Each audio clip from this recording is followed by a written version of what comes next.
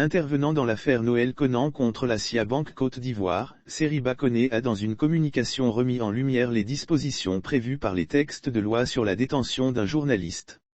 Dans l'affaire qui oppose le journaliste d'investigation Noël Conan à SIA Banque Côte d'Ivoire concernant le dossier Pandora Papers, le président des journalistes d'investigation Seriba Koné est intervenu. Il a rappelé ce que prévoit la loi sur la détention d'un journaliste. Affaire Noël Conan, NSIA Banque Côte d'Ivoire. Le procès en comparution immédiate du confrère, Noël Conan face à NSIA Banque va s'ouvrir d'un moment à l'autre à la cour d'appel de la petite salle de la cour d'appel du tribunal du Plateau. Il est assisté par son conseil maître Kwadio Yao Boitenin Sergeuse.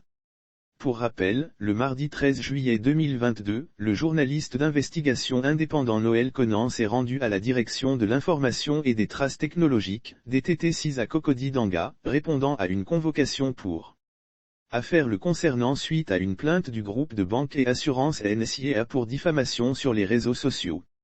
La détention préventive et les peines d'emprisonnement sont exclues pour les infractions commises par voie de presse après une longue audition de près de 0,8 heures par l'officier de police judiciaire du service de la plateforme de lutte contre la cybercriminalité, PLCC. Il a été reproché au confrère Conan les faits de diffamation et il a été ainsi placé en garde à vue du jeudi 13 au vendredi 14 juillet 2022, à la police économique, Abidjan Plateau.